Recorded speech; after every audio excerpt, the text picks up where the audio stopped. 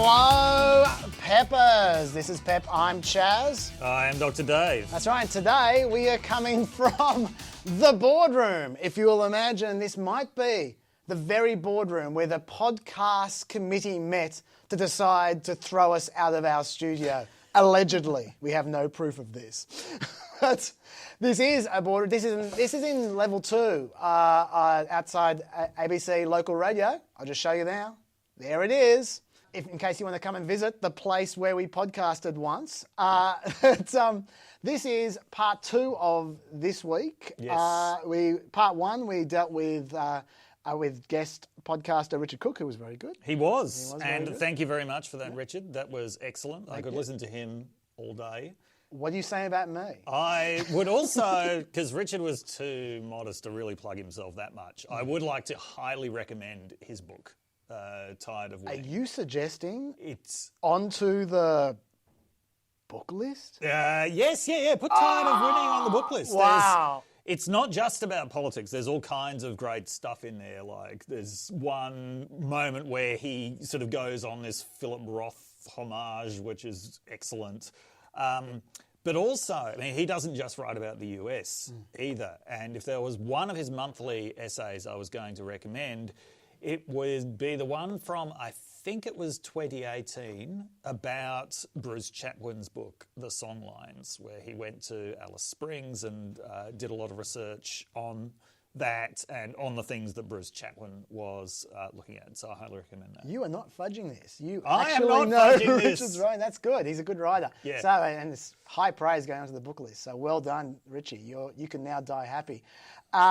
Welcome to all the Peppers, whether you're watching us on Facebook, where you can comment, ABC Planet America, or whether you're one of our 487 subscribers. I thought you said it was 500, Chaz. It's not even 500. I was trying to impress you before I said it was 500. It's That's actually 487. okay. YouTube's a sewer anyway. Yeah, it doesn't count. 500. A little embarrassing. Or whether you are subscribing to the audio podcast, welcome to you all.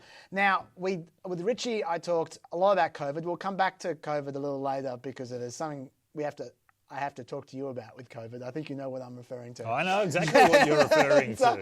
But we also talked about a whole bunch of other stuff like Roger Stone, etc. We will not get to any of that. We're going to talk about the things we didn't cover 2 days ago. And begin with something which we haven't covered for like a month.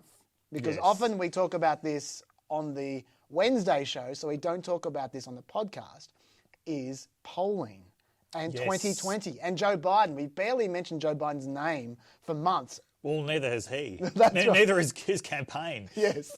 He's just been hiding under a bed somewhere while they've just been running attack ads. But let's talk about 2020. And because obviously John is not here to do the poll, so I'm just going to do the latest poll, which I know John would be into. This is a Quinnipiac poll. Quinnipiac. Yeah, we've passed a month now where Biden has been ahead by 9 points or more in pretty much every major poll. Yes. With the exception of Rasmussen, he was ahead by 10 last poll, but this one he's ahead by 3. 3, yeah. Rasmussen is all over the place. It is. Yeah. But Quinnipiac is the one which people are talking about. It's an A-grade poll according to 538. It is. So this is a serious poll. By the way, Quinnipiac is a real university. A lot of people, because they only ever hear the name Quinnipiac in conjunction with the poll, they don't realise it is an entire university. Do they just teach polling? They've actually got a very good ice hockey team. Really? Yeah. Oh, okay. That's I hope the scores are correct at the very least for their ice hockey team, because that's what they're known for. But the Quinnipiac, 15-point lead to Joe Biden, 52-37. That's a big lead. Before I break this down a little, we should note that the partisan breakdown in this poll is 34% Democrats, 24% Republicans. Yes. Now, that is the kind of thing that makes Republicans go, rigged. But 2 things. First of all, like I've said many times on this podcast, when a team is doing well, like say the Democrats are at the moment, it encourages their voters. It makes them more likely to respond to polls and also more likely to vote. Yes. And so if the election was held tomorrow, there would be many more Democrats than Republicans voted. That is the way. So don't assume that there's necessarily an inaccurate view of what the election would be with the partisan breakdown if the election was held tomorrow. Don't assume that. Still sounds a lot, 10% difference. But having said that, listen to these numbers. And these numbers are more than just the difference between 5 points more Democrats and 10 points more Democrats. Before you go, so these are other Quinnipiac numbers you're about to regale us with? Well, I should mention Gallup has just released numbers saying, yes, the party ID gap is as big as it's ever been. Do you know how big? Is it 10 points? Or? I think it's almost exactly those figures. Well, there we go. Yes. Okay. In fact, I think Gallup has it at an 11-point difference. There you go. So this might be spot on. Yes. Numbers are, for Quinnipiac, approval for Trump is now 36%, 60% disapproval. And that compares to a month ago, before the spike, when it was 42-55. So he's basically lost 6 points either way. That's an 11-point turnaround there. His approval rating on the economy, this is the big one, is now 44-53. So until now, that's been his lifeboat. Yes, it has been. Yeah, the fact he's always has rarely been below 50. Yeah, well, the last Quinnipiac poll, 52-45. Yeah. And now it's 44-53. Now, the economy is no worse than it was a month ago. No. In fact, it's probably a little better. But a little. But it's probably the same, really. Yeah. But it's obviously COVID is starting to infect everything. Independents favour Biden 51-34. They favoured Biden 43-40 in June. Ooh. Republicans, this is when you start to get nervous if you're Trump. This is not about partisan breakdown. Republicans, 9% favour Biden, 84% favour Trump. Here's the key. Last month, it was 7% favouring Biden, 92% favouring Trump. So Trump's lost 8% support amongst Republicans in a month. Yes. That is red siren time. Don't play it yet. Hand of God. Don't worry, I'll give you the opportunity to play a siren soon, hand of God. Biden would do better on the economy, according to this poll, 50-45. First time Biden's been ahead of Trump on the economy. 46-51 to Biden in June. Yes. So he was behind in June. This is the interesting one. Honesty, Trump 31-66, Biden 46-42. Good leadership skills, Trump 35-63, Biden 49-42. And this is the one that John and I always talk about, and I know you do as well, cares about average Americans. Trump 37-61, Biden 59-33. Wow. That is the one right there. Trump is not going to make up, 40, 50 points net in the next three and a half months. And this is a real big factor. For the first time ever in Quinnipiac polling, I say ever, I mean the last 4 months, there's a majority of people who say they've either been or personally know someone who's been infected by coronavirus. Yeah, that is huge. 53-46. That is huge. That is what's driving this. Now, Dave, after I've told you about the Quinnipiac poll, tell us, why aren't things so bad for Trump? This is what I try to do every week because things are looking so sort of overwhelmingly bleak for Trump, which, I mean, if you're familiar with me, you'll know that that's no personal problem for me. But like everyone else, I'm so scarred from 2016 that I have to try to stop myself from becoming too optimistic. So every week I try to look for signs that maybe things aren't as bleak as they seem. Now, I mean, this week one thing I was thinking about was the gap seems to be, on average, actually, it just seems to have plateaued. Yes. Both in terms of his personal approval, disapproval, which according to 538 has now been sitting on between about 40 and 40.4 for a month now, and also in terms of that gap between him and Biden, which, according to both Real Clear Politics and 538, fluctuates between about 8.5% and 9.5%. So the bleeding seems to have stopped. Unless Quinnipiac becomes the new norm. Yeah, or unless things keep getting worse, which seems highly likely. Yeah. Anyway, but if you're a Trump fan, here is this week's bright spot. This is actually from... They love our podcast, by the way. From a week. They absolutely love it. They hang out for it all week. Yeah. Okay. It would be someone that you definitely remember from last time around. Helmut Norpoth. Of Now, Helmut Norpoth is not some rando, MAGA dude, unskewed poll bullshit artist. No. Helmut Norpoth is a very rigorous political scientist, got his PhD from the same institution that I did, University of Michigan, albeit about 40 years beforehand or something. Does this qualify as a Michigan corner? Okay, yeah, this is Michigan Corner then. It's the Michigan Corner. Okay. There we go. Okay, so Helmut Norpoth, and he's a professor at Stony Brook University in New York, which is a very, very good political science department. Now, Helmut Norpoth has a very, very kind of different model for assessing who's going to win the presidency. And he famously makes his predictions like 8 months out and says, yep, this is it, I'm sticking with it. Okay. His model is based on two factors. One, it's how long has the incumbent party been in power? Yep. And two, comparing the primary performances of both of the candidates. So basically, as soon as both of the candidates are clear, his model is able to make its calculation. And he says, he told Laura Ingraham 2 weeks ago, I know that's a red flag for a lot of people, me included, but, you know, they're obviously the ones most likely to seek out this kind of opinion. He said, yeah, Trump's got more than 90% chance of winning, according to his model. Well, that's it then. Yeah, now his model has predicted 5 of the last 6, including last time around, where the model said Democrats have been in power for 8 years. Usually the party that's in power for 8 years loses. And his model basically said the situation isn't different enough this time around for that not to be true. And also noted that Trump had sealed up the nomination earlier than Clinton had. And so, even though a lot of us kind of ignored it last time around, there was something pretty compelling. And what's very appealing about this model from a scientific point of view is the model is just the model. He does not attempt to modify it based on do things look...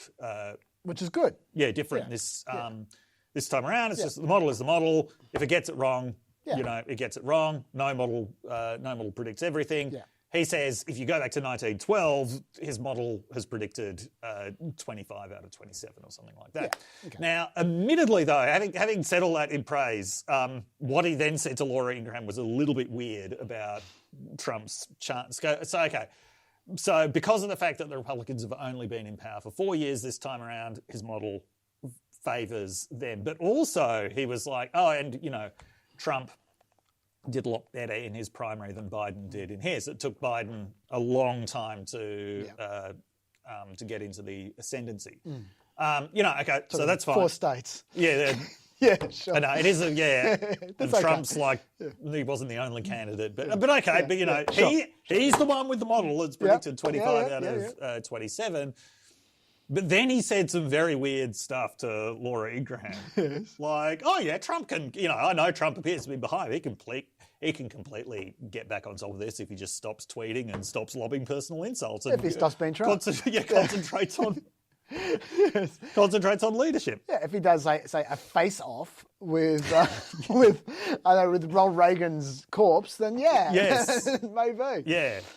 So So anyway, if you're a Trump supporter looking for a ray of hope, Helmut has got it for you. Look, that is a great attempt. I respect what you're doing now. I really do. I'm a contrarian myself. I respect your efforts.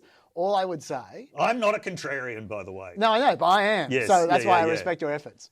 All I would say is that... And I respect Helmut sticking by his model as well. Yes, that's what I respect most about this. I don't believe it's going to be correct this time. But, all I would say is my concern with Helmut's model is this. Yes. Essentially, it is just a fancy pants way of saying incumbents win. Because he's saying the less time they've been in power, the more likely they are to win. Yes. Incumbents have only been in power for one term. Mm-hmm. And the better they do in the primaries, the more likely they are to win. Obviously, the incumbent, except for in the worst case scenarios when everything falls to shit, the incumbent is obviously going to do better in their primary than the challenger, where it's an open race.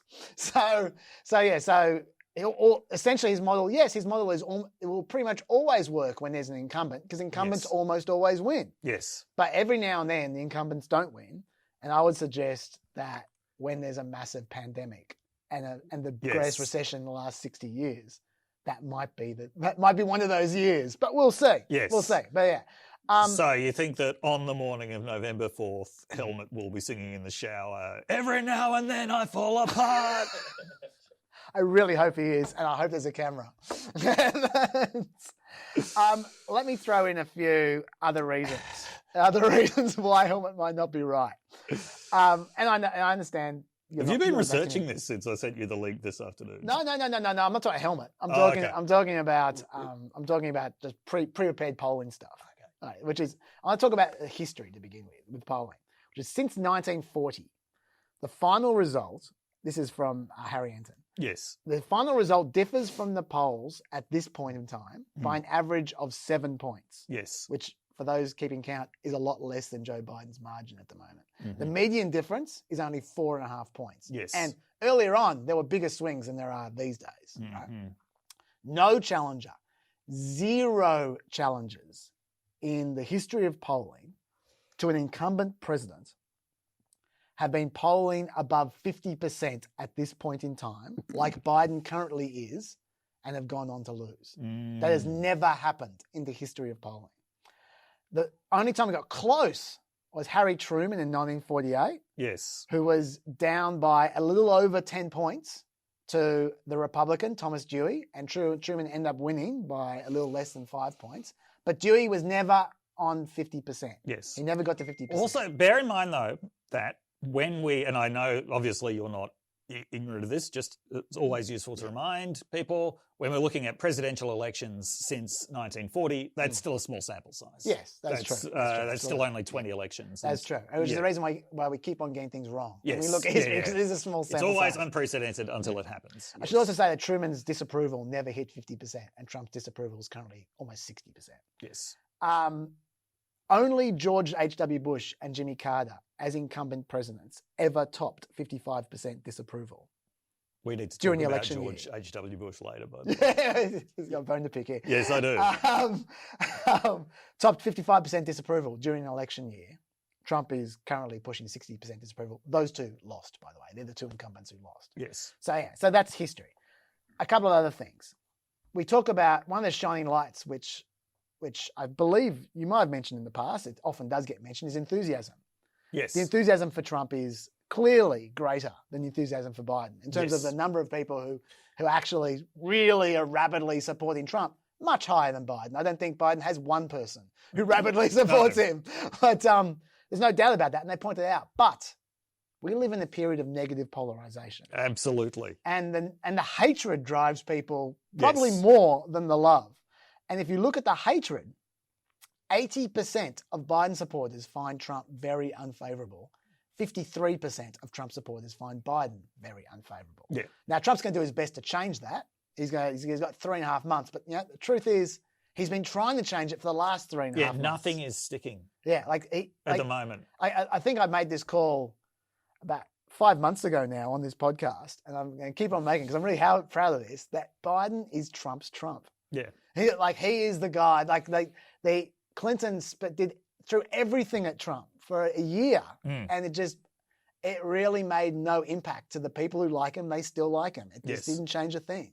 And Biden is like that to Trump. Trump can just throw anything at him. It doesn't change. Yeah. But anyway, we'll see. That might change. Even worse for Trump. This was a bad poll for him. There was a Monmouth poll. It was about 2 weeks ago now, where 52% were very or somewhat confident that Biden has the mental and physical stamina necessary to carry out the job of president. Remember, that's Trump's card for Biden. He's lost it. 45% say that for Trump. I'm surprised it's that high for Trump. Well, but 7% more back Joe Biden's brain than Trump's brain, as far as being compos mentis. Another problem for Trump, there's nothing he'd be relying on. This worked for against Clinton, the Sanders factor. The people not voting for Clinton because they're on the left. Yes. Right? There is no Sanders factor. No. Let me talk this this week, through. Angela Davis came out. Yes, that's right. Well, describe who she is. So Angela Davis is one of America's most famous radical intellectuals and has been really since the 1970s. So she was closely involved with a variety of socialist and black power movements in the 1970s and the 1980s. She is one of America's foremost advocates of prison abolition and has been for a very long time. It's a major cause of hers. And there's basically no one with more storied radical credentials in the United States. Yeah, and as you say, than Angela Davis. She's particularly interested in jails. Yes, very interested in jails. Joe Biden was Mr. Jail until about 6 months ago. Yeah, very interested in police. And she gave an interview this week where she said, look, the path forward is to vote for Biden and to then hold his administration's feet to the fire. Yeah. Well, what I was going to say is I've got some numbers here. I mean, that is a good number. That one is a good number to illustrate, but I'll give you some more numbers. A cooperative congressional election study in 2016 found Clinton won just 74% of Sanders voters, 12% voted for Trump. Okay. New York Times Siena poll. Primary candidates supporting for Biden-Trump. Biden supporters, 96% of them surprisingly support Biden. 1% of them support Trump. What the hell's going on there? Wow. Warren, 96% to 0. Buttigieg supporters, 92% to 3. Sanders supporters, 87% to 4. Okay, so that's very different numbers than 2016 when it was 74% to 12. Bloomberg supporters, 81% to 8. The big malingerers are actually Klobuchar supporters, 82% to 9. Oh, I knew you could never trust them. Yeah, but there are none of them, so don't worry about that. Only 21% of Sanders voters and 40% of Warren supporters say that they have a very favourable view of Biden. That is not a surprise. But by 69 to 26, Sanders supporters say their vote is more a vote against Trump. Once again, negative polarisation. All right. Also interesting on this, 17%, this is according to Pew, 17% of those who approved of the president in March now disapprove of him. And those who live in counties with a high number of virus cases were 50% more likely to have once approved of Trump and now no longer. So then we come back to the other thing for Quinnipiac about the majority now know someone who got COVID. So you can see how these play into each other. One more thing about polling, demographics. Dave Wasserman about 2 weeks ago had a killer stat. Let's go for it. Come on, let's go for it. Stats Nugget. You don't need to involve your tongue in that dance, Chaz. It's a delicious nugget, this one, Dave.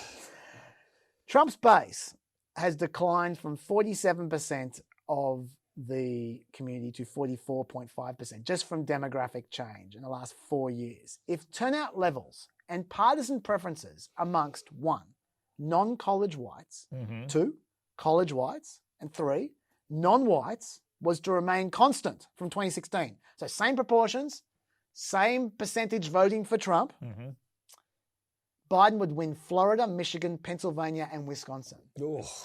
That's just from demographic change. If the polling had not changed 1 point for any of those groups, if they vote in this, just to be very clear, I'm saying if they vote the same as they did in 2016, the same people vote the same amount, just on demographic change alone, Biden wins the election. That's a big nugget. That's a massive nugget. Harley qualifies as a nugget. That's whatever nugget the casino was named after. The Golden Nugget Casino was named after. That's right. And also on demographics, Ron Brownstein made a great point as well about long-term demographics, about Trump's trying to run the 968 strategy at the moment, as we know. Yes. Silent majority, law and order, law and order. He makes the point of why this might not work demographically. In 968, white non-college voters, 80% of all voters. White college voters were 15%, non-whites were about 15% as well. Now, non-college whites, 42%. College, 30%. Non-whites, 30%. All right, so that adds up to 102, but approximately. It is. Speaking of the 1968 strategy, it seems to be like a 1968 to 1988 strategy. Team seems to be going back through that particular period of history and just dredging up whatever they thought worked from this period. So the latest thing is all about the suburbs. Yes, that's right. We Biden talked will about destroy the suburbs. Yeah, we mentioned this last week, but he's really doubling down on this. Because he has basically delayed in perpetuity the enforcement of this Obama-era regulation, which is aimed at desegregating the suburbs. And Trump says, yes, if this regulation is actually allowed to come into place, it will destroy the suburbs, crime rates will go up, your house value will go down. We all know what this is code for. It is very, very unsubtle code for African Americans and Latinos and probably other immigrants will move into your neighborhood. But now there's 30% of them. Yeah. And there's only 42% of the people he's pitching at. Yeah. It's also Jane Coaston, who writes for Vox. I mentioned her a lot before because she's one of my favourite writers. She pointed out suburbs have actually just changed so much in the United States. Suburbs they're where immigrants live.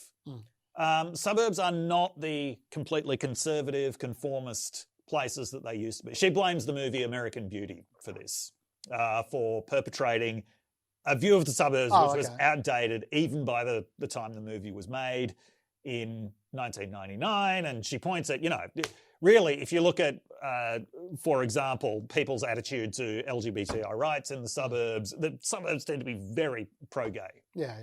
These days, they're not full of repressed army masturbating in showers. And there's rampant intolerance of homosexuality anymore. And in the same way, I remember suburbs in Ann Arbor. Yeah, this was where you would find immigrant families. This is where you find African American families. They're not what they were originally designed to be, which was where white people went in order to escape multiracial cities. Interestingly, American Beauty is also the film that made Craig Rucastle hate plastic bags. Anyway, I got one more thing I've been saving up this whole holidays to throw out when I'm talking about this 2020 stuff, and then we'll move on to actually topical stuff, vaguely, the cash advantage. This is another thing that people say Trump has got, which he does. He definitely has a cash advantage. Oh, yes. He's always had a cash advantage his entire life. That's true. He mistakes it for genius. At the moment, Trump's advantage is $295 million to $80 million to Biden. Even though Biden's raising more money now, Trump's raised so much over the journey that he's miles ahead. Mm-hmm. But you know how much Trump has raised in total so far during his campaign? How much? $947 million. Do you remember that number I just said? $295 million is the cash in the bank. Do the maths. That means that's a lot of Facebook ads. Yeah, he spent the best part of, $650 million. It hasn't bought him much. No. Well, there was an article in the Daily Beast just in the last 24 hours alleging that his campaign staff have resorted to wasting exorbitant amounts of money just to stabilise his mood by actually buying ads in DC. Oh, this is for the Lincoln Project. To try and... Yeah. Which is completely pointless from an electoral point of view because they would only go into DC, Virginia, Maryland, three places where you would not be expecting Trump to win. DC is one of the bluest places in the country. Like Saddam Hussein numbers. Yeah, Virginia has turned blue quite dramatically over the last decade. And Maryland, well, it's got a Republican governor who this week actually denounced Trump in an interview. Yeah, we're talking about Larry Hogan here. And we should say there is that is noteworthy. He just went out of his way to just shit on Trump. Yes. And he wrote an op-ed in the Washington Post as well, just shitting on Trump. Yes. But we should say that there is, the way I take this is, this is still bad news for Trump, but I don't take it as, even the Republicans are shitting on him now. The way I take it as is Larry Hogan, like Tom Cotton and Josh Hawley and Ted Cruz, is running for president in 2024. Yes. And the way I take this is Republicans have already given up on Trump winning. And they're now starting to fight over the party for the over the corpse. after the election. Yes. Yeah, and so that's why I think Larry Hogan was so blatant about it. Yes. So if I was Trump, that's how I'd take it. Yes. I'd take it as oh my God, they think I've lost already. Yes. But anyway, to get back to the point I was making is we've climbed into a rabbit hole from another rabbit hole. So to start climbing out of our multiple rabbit holes. Yes. So, yes, when you're a Republican spending money on ad buys, this is just a waste of money to do it in DC. It is. And well climbed. It is specifically to make Trump happy so that Trump can see ads projecting a good image of himself as opposed to Lincoln Project ads, which are, once again, intended audience of one. Yeah, they only run in Washington. That's what I was referring to before. So and to climb back into the first rabbit hole we were in, from a money point of view, where has all this money gone? Well, I'm not saying that all of it has been spent on these ads to soothe Trump's feelings. Yeah. But they're certainly not holding anything back in reserve. No, they're not. Well, that $650 million is well more than Hillary Clinton spent for an entire campaign in 2016. And I mean, I don't know. I haven't seen breakdowns of exactly where this money is going, and I don't think that's information that's publicly available, though journalists can always make guesses about it in certain ways. I mean, I assume a lot of that is Facebook. Facebook is now mulling having a political ad ban leaning up to the election. That would be interesting. That would be very interesting. Yeah. My read on that is if Facebook is allowing that to leak, then Facebook has read the tea leaves and... Like Larry Hogan. Yeah. Yes. And said Trump's not going to win. And he hasn't got time to fuck us with regulation in the meantime. Yeah. Speaking of Trump and regulation, did you see the wonderful image that the White House presented? This is in the Rose Garden today. You should... I don't know this. Look this up if you get a chance. So I don't know whether it was a press conference or what. I just saw a photo of these rows of chairs on the White House lawn with people sitting in them. I don't know if they were journalists or supporters or what. But they had, sitting on a dais, 2 trucks, a blue truck and a red... By truck, I'm broadly talking about an SUV type vehicle or a ute. They had this blue truck and this red truck sitting facing each other with these comically oversized weights sitting on the trucks that clearly weren't really weights. But then on the side with the red truck, there was this crane that had Trump administration written on it and was lifting the weights off the red truck. And this was a demonstration of the Trump administration lifting the regulatory burden. Oh, I Because see. underneath the blue truck, there was a sign saying like years of regulation, and under the red truck, there was a sign saying 4 years of regulation. I see. Freedom. Now, okay. I see. Who does deregulation appeal to? It appeals to business, right? It appeals to big money. Now, it's very important for Trump to have them on side. Yeah. It was very important for Trump to have them on side in 2016, even though this is not talked about nearly as much as it was. Money loved Trump in 2016, and money, frankly, loved him most of the time, throughout his presidency. But the kinds of people who are going to be swayed by this deregulate, they're not going to be the kind of people who are really impressed by, oh, look, there's a blue truck and a red truck, and a big Trump crane is lifting the regulations off the red truck. That's a fair call. Yeah. That's a fair call. It's fair to say the people who are into regulation are fully aware of the Trump administration's policy on regulation already. Yeah. And don't need props to remind them. No, that's right. Yes. Yeah. Look, I'm someone, I say it all the time, I lean libertarian. I don't like regulations myself, but I'm aware that's not a vote winner. No. That's definitely not a vote winner at all. So that's interesting. I think I've spent enough time shitting all over the state of the election at the moment. Let's get to topical. Now, there's a topic that we have not discussed, which a lot of people have asked us to, and it's happily become irrelevant, which is Kanye West. Oh! Yes, sorry about this. Sorry that we didn't get to discuss this until it was irrelevant. I did 5 interviews about this last week. I was on a farm and I was at a phone contact. Yeah. I got 12 texts of various people. I have never ever had that much interest in a topic from ABC people. Yeah. ABC interviewers than I have from this stupid topic. I did Radio National, yes. I did Triple J, I did ABC Regional Western Australia. Yeah. Like, how many different ways can you say not going to happen? But anyway. So what are we going to talk about? Well, let's just note that it's not going to happen. like it was obvious 2 weeks ago. The New York Magazine reported a campaign specialist who was hired by Kanye West to get him on the ballot told them he's out. When asked for details, this guy said, quote, "I'll let you know what I know once I get all our stuff cancelled." So that's cancelled. He's cancelling himself. So that's great. So it doesn't look like it's happening. And at that point in time, when that article came out, I just have to look at what's Kanye West saying about this. And his last 4 tweets at that point in time had been about chair, called the Sanar chair. He was trying to advertise a chair at this point in time. So I don't think his heart is in it. It's in the race, I have to say.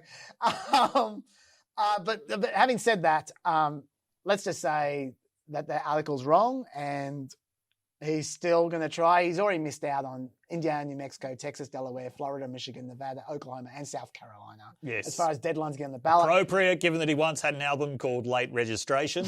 That is appropriate, yes. I mean, we should say, even if he got no ballots, he could still cause mischief if he was serious because he could be written in, and he's got obvious name recognition. He does. That's the way. You might not realize this in America. Every ballot has write-in. So you can write in whatever you like. Mitt Romney voted for his wife in 2016. You can vote for whoever you want. So if Kanye West spent the last month seriously campaigning, he could still do damage, apart from the fact that he's been polled. And in Huffington Post, when they polled, this is 2 years ago when he first started making noise, 18% of voters had a somewhat favourable view or greater of him. 9% of black adults rated him at least somewhat favourably. So I would argue... Big 9%. Now, those numbers can change, obviously, but I would argue that Trump's numbers weren't too hot when he first started either. But I would argue that Kanye West, the man's got an ego. He is not going to spend a month seriously, or 2 months, seriously running for president when he's rating 5% or 6%. He's not going to do that. He wants to be the best, and the first poll would be enough for him to stop, I imagine. So, not going to happen. Do you have anything to say about Kanye before we move on? Well...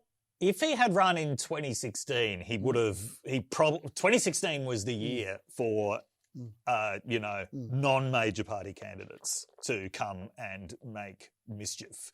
He actually would have been a very chaotic factor in that election. Yeah. I think. But it's a different situation. In a year when it's going to be a completely focused referendum on Trump. Yeah. Essentially. Anyone who took this seriously completely wasted their time.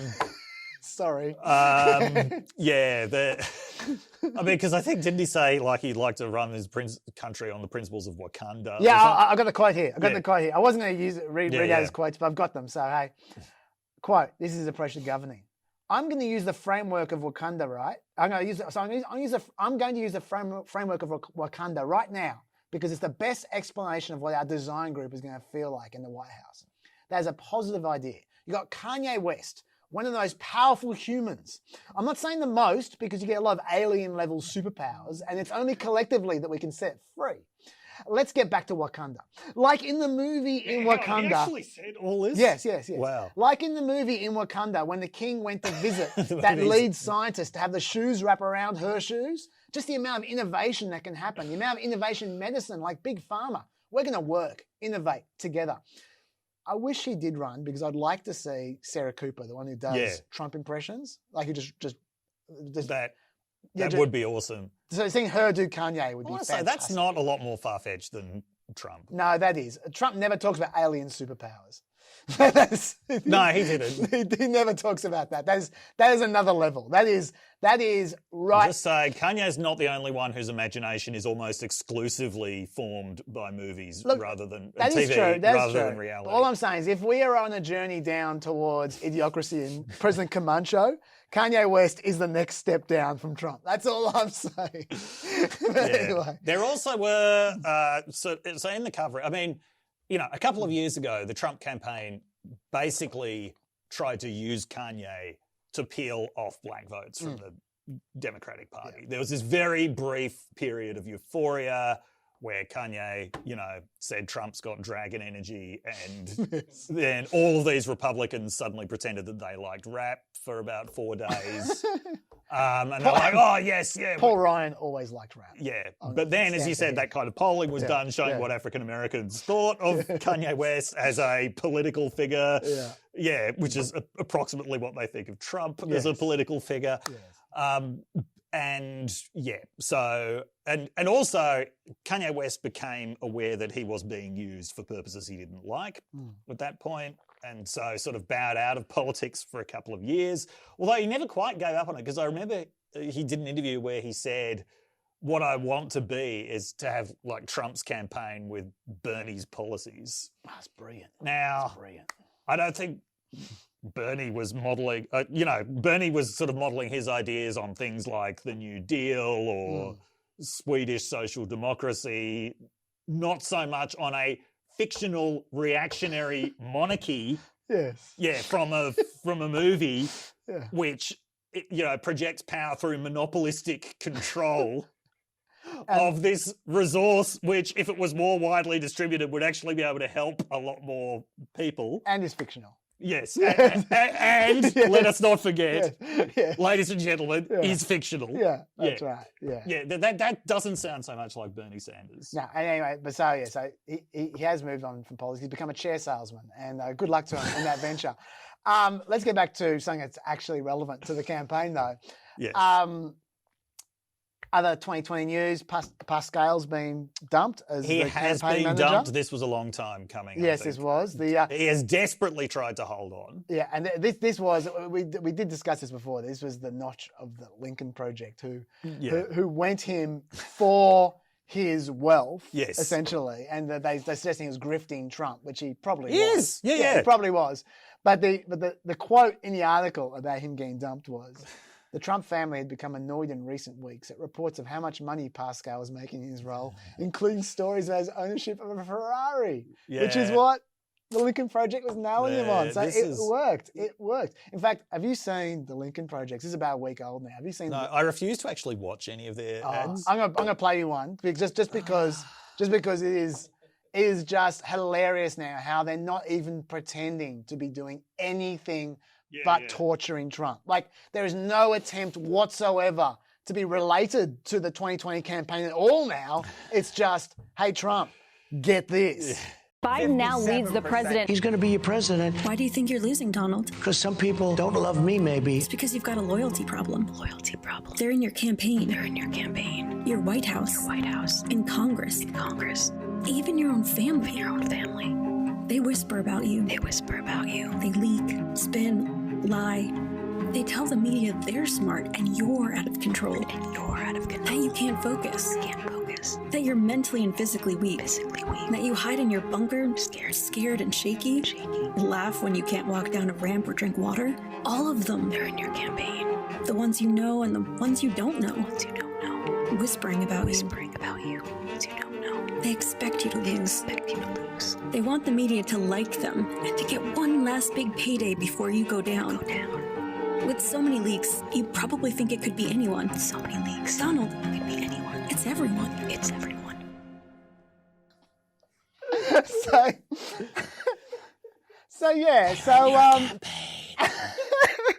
Look, I don't use the word gratuitous very often, but that's pretty fucking gratuitous. That should be a violation of the UN Anti-Torture Act. Like, that's cruel and unusual punishment. It's just amazing. Anyway, and you can tell that they're... Sorry, go on. Well, just the immediate thing it reminds me of is the movie Carrie, where the main character, as she gets publicly humiliated at the ball by having pig's blood tipped on her head, all she can think of are the words of her lunatic mother ringing through her head, saying, they're all going to laugh at you. They're all going to laugh at you. Yes. Yeah, that's what I was thinking of. Incredible. And you can tell that they're winning this war, this psychological war, because what's happened now, which is even weirder. Yeah. I've never seen this before.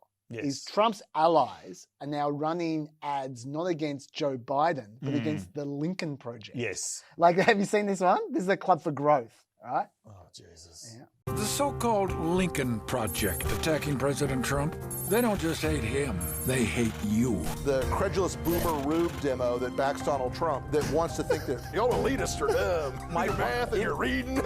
Mocking average Americans, such a disgusting sight. They're saying that tens of millions of Americans are stupid. Have they looked in the mirror lately?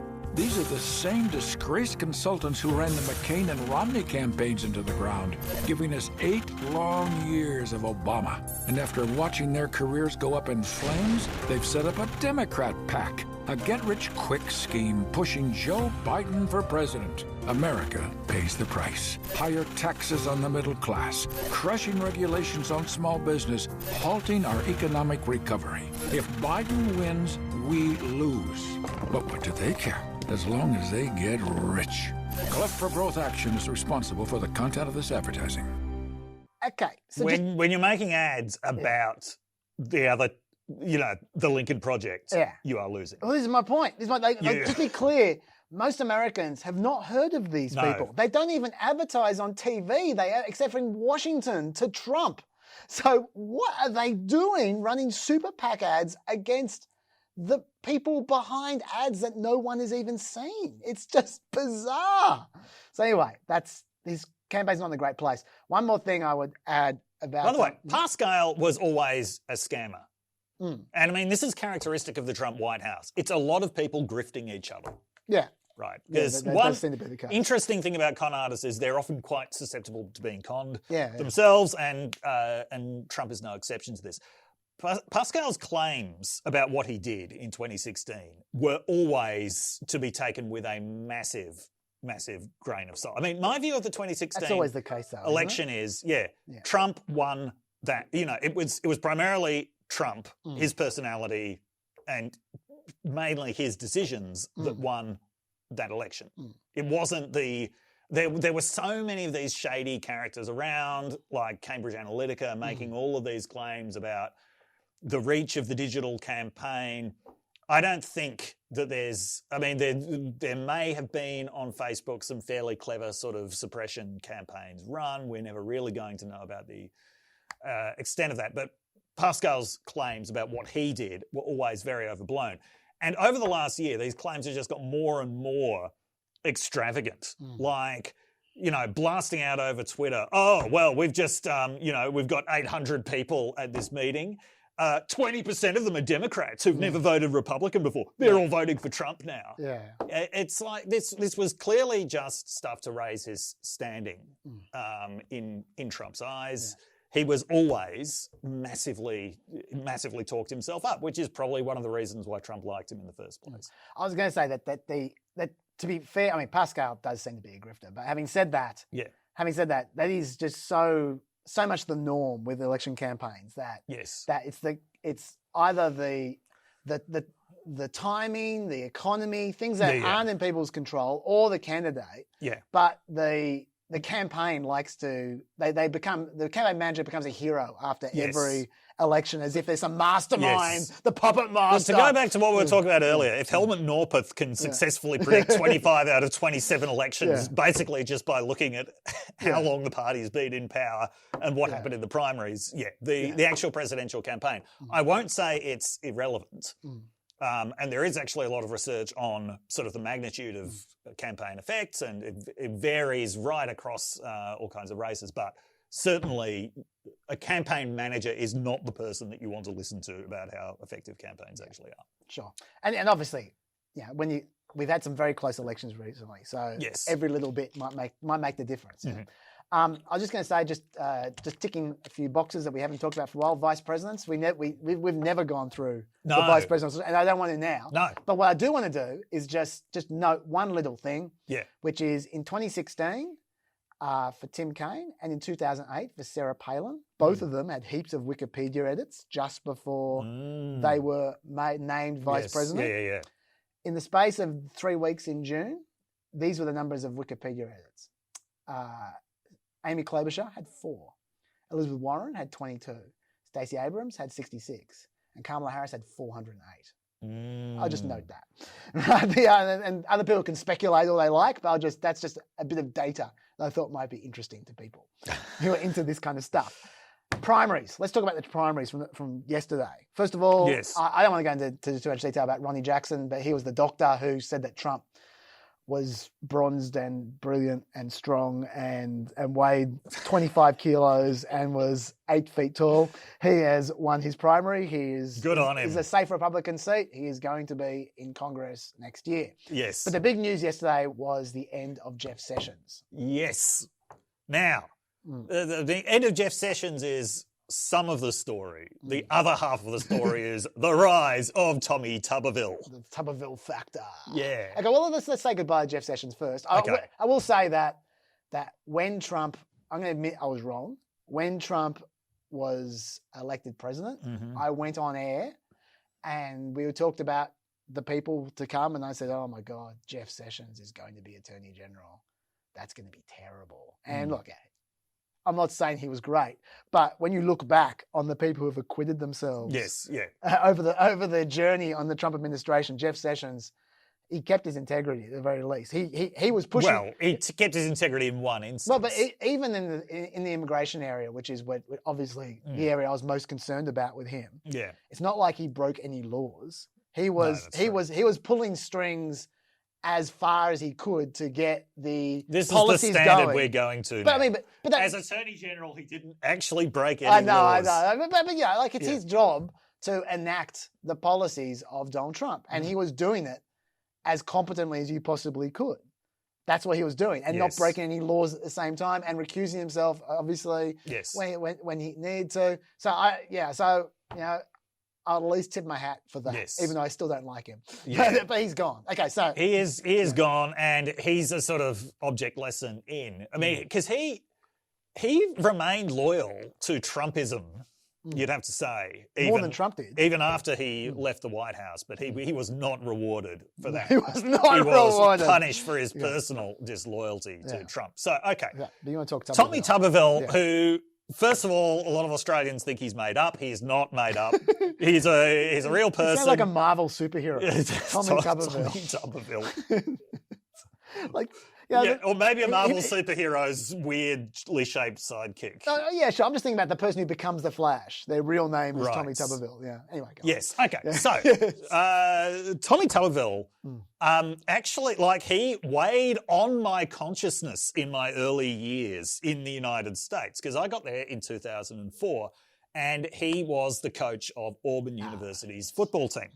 Now, Auburn University, which is in Alabama, has a major rivalry with the University of Alabama. So all of the fiercest rivalries in American college football are with universities that are close by, especially when it's the two big universities in the state.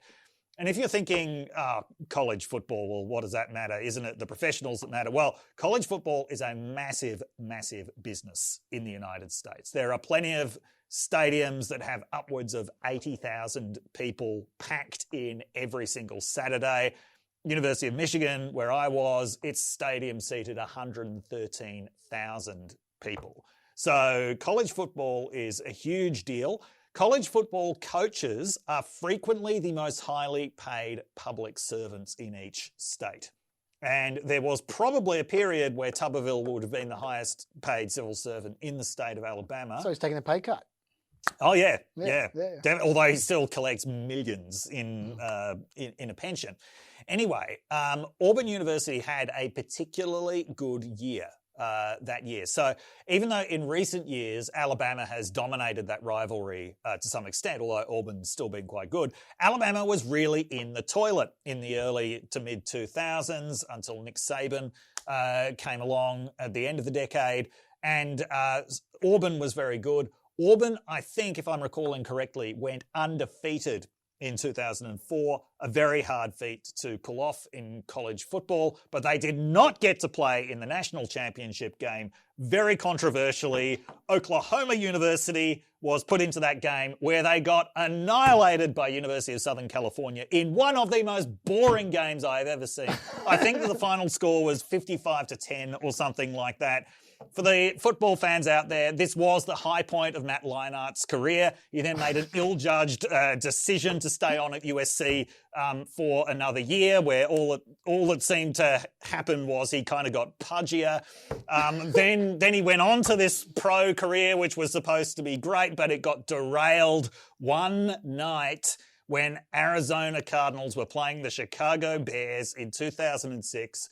Matt Leinart was sent in for the first time not for the first time. This was the first time he had real sort of playing time as a quarterback, and it looked like the Cardinals were going to win. But then the Bears engineered this remarkable comeback in the last quarter, which prompted one of the most famous meltdowns ever from a coach on television. This is Denny Green, the coach of the Arizona Cardinals.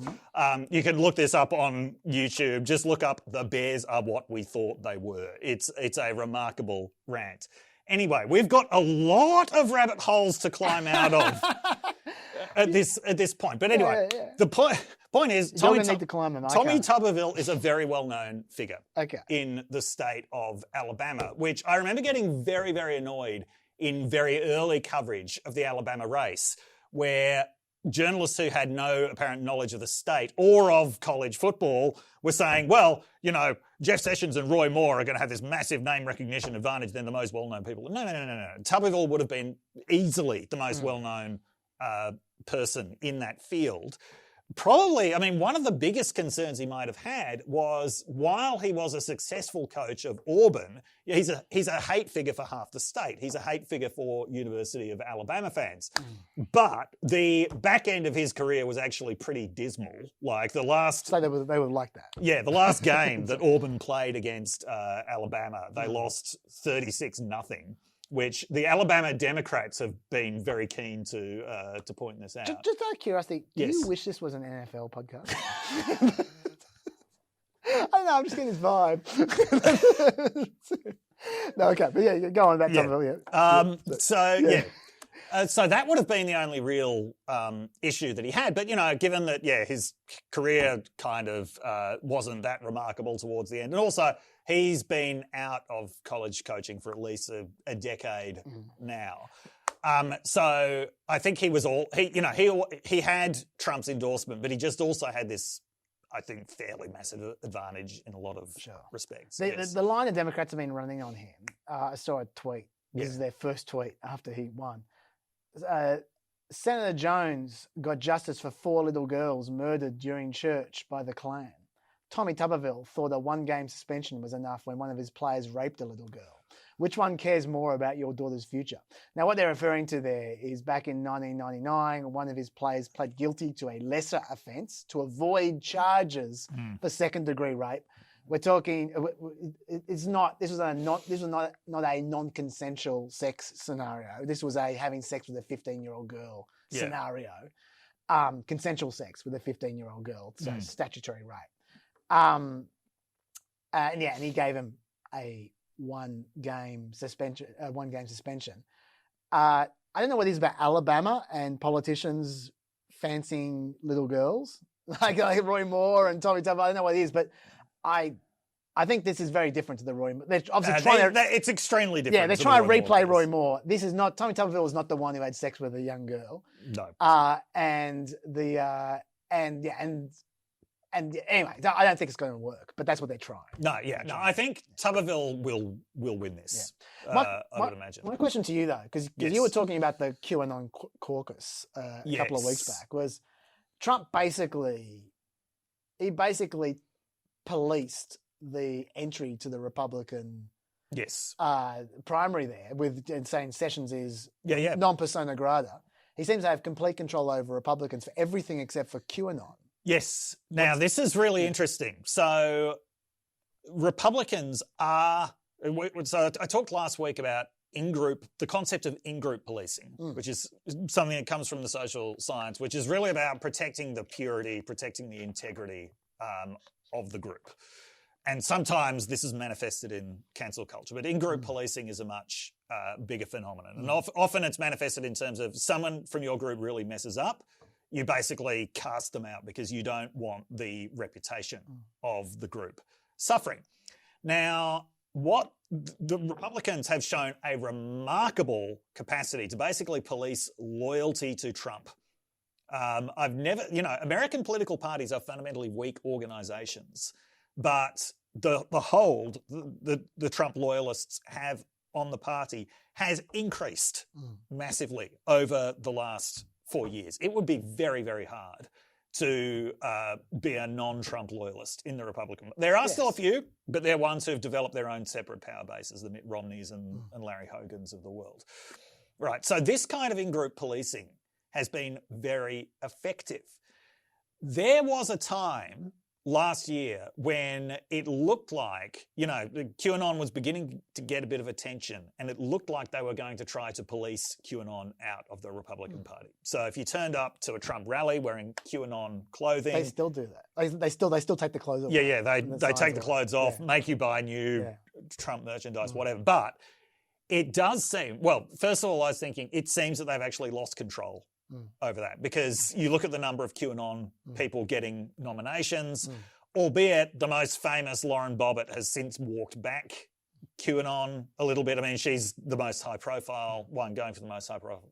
But nonetheless, they don't seem to have control over that. But then I was thinking, well, given this capacity that they have to police Trump loyalty, but they seemingly don't have it to police QAnon, or certain other things like white supremacy, for example. Maybe it's just a reflection of where the party is. They don't particularly want to police QAnon. In fact, what they recognise, that's one of our sources of enthusiasm. Oh, there's no doubt. Now, yeah, we need QAnon. We're not going to piss QAnon off. Yeah. So initially I was thinking they can't, that they've lost control of the situation.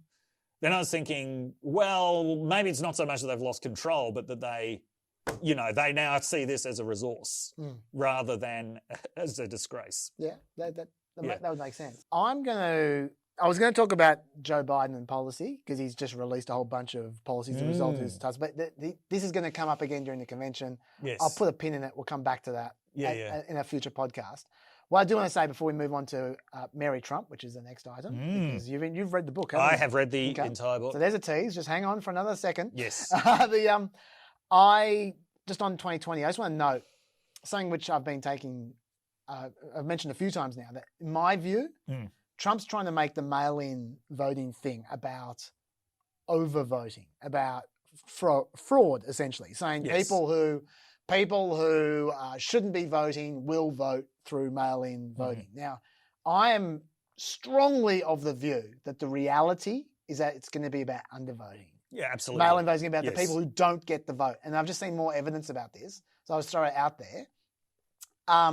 There's an AP story this week. More than 100,000 mail-in ballots were rejected by the California during the presidential primary. I just saw this, yes. Yeah. And even more worrying, this is something to really look out for. In 34 states, under current law, it's not enough for your absentee ballot to be postmarked by Election Day. It has to be received by Election Day, okay? So if the post is slow, then your vote doesn't get counted. Yes. Even if it's not your fault, it doesn't matter, right? Now, some of the states in those 34 states, get a load of these names: Arizona, Georgia, Maine, Michigan, Minnesota, New Hampshire, Pennsylvania, and Wisconsin. There are some key states there, right? And an NPR analysis this week found that in primary elections held so far this year, primary elections when there isn't much voting, at least 65,000 absentee ballots have been rejected because they arrived past the deadline in those states. Now, most of those states is just around 1%, but if it's a close election, 1% might make the difference. In Virginia, it was 5%. In Arkansas and Oklahoma, 3%. New Hampshire, 2.2%. Minnesota, 2%. Pennsylvania, 1%. Remember, on Election Day, it will be so much worse because there'll be so many more votes, right? And the new Postmaster General that was recently appointed, Louis DeJoy, who's a big donor for the Trump administration, he's banned the use of overtime, full stop, for the mail to cut costs, right? So what that means is if they're delivering the mail and they get to the end of the day, they just take it back and then they continue the next day. So what happens? You get backups and you start getting lags. And people have noticed this already, that the post recently has become very slow. Yes. It's going to become so much slower when there are literally 50, 60, 70 million ballots that are part of the mail going into election day. People aren't going to vote 2 weeks beforehand. They'll vote 2 or 3 days beforehand, and it won't get delivered in time. That is going to be a big factor. Bookmark this one. I'm telling you, that will be a big factor.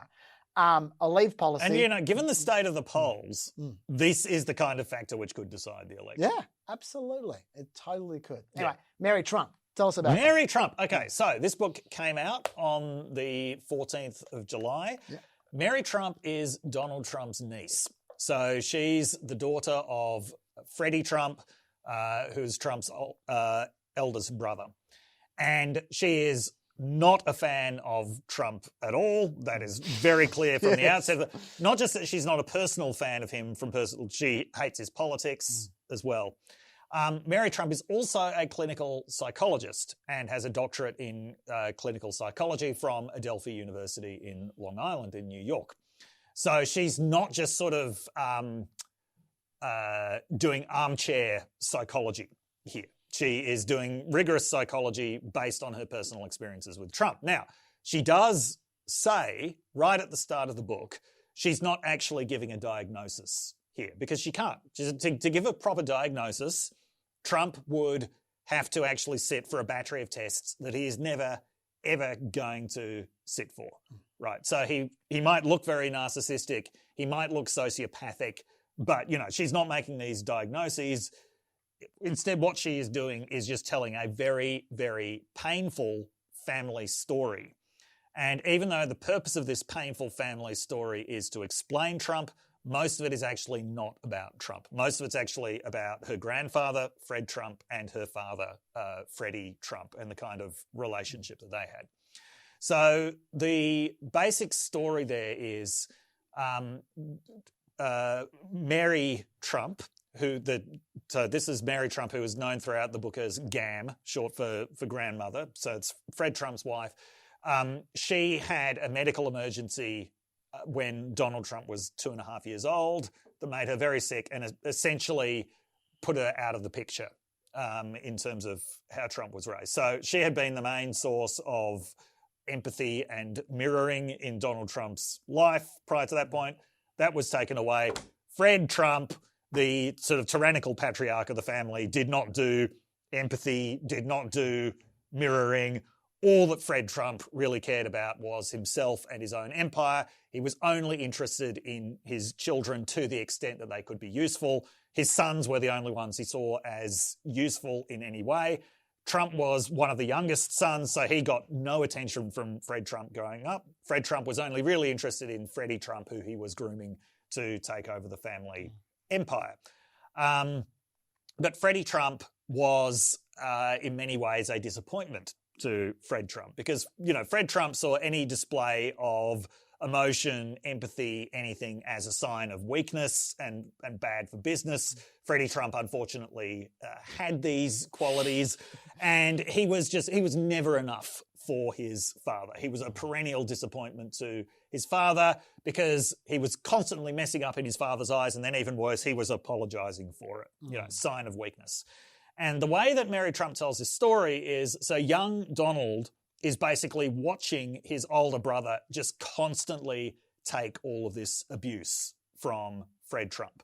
Young Donald is not getting any of the emotional support that he needs. So young Donald learned some very, very brutal lessons very early on, which is, feelings are a sign of weakness, essentially. Never apologize for anything because that's also a sign of weakness. Do whatever you can to win, dominate the weak. Just before we move on, yes. I just want to ask, obviously Mary Trump was not alive for any of what you've just said so far. Is she relating this from her sister? From her auntie, sorry? In the acknowledgements, it seems that the main informer is her mother, Linda Trump. Okay, who's married to Freddie Trump. Okay. That seems to be, you need to read all the way through to the acknowledgements to get this. But that she says thanks to my mother, Linda Trump, for all the stories, because she does recount conversations that she has with her aunts much later, but she doesn't seem to have a particularly good relationship with them either. Okay. All right, go on. Anyway, so it basically says this is the origin story of Donald Trump. He grows up watching his older brother be abused as a failure, and the lesson that he learns from this is to be completely amoral, to suppress his emotions and to relentlessly victimise the weak, which is something he starts doing to his own brothers very, very early on in the piece. When it becomes clear that Freddie Trump is not cut out for the family business, because he's got other interests as well. Freddie Trump wanted to be a pilot. He wanted to, fly commercially. He wanted to develop his own life. His father just absolutely brutalised him as a result. And then his father starts instead grooming Donald to take over the empire. Now, it turns out that Donald is also extremely inept at business, but he does have a massive talent for bragging and lying and cheating. Yes.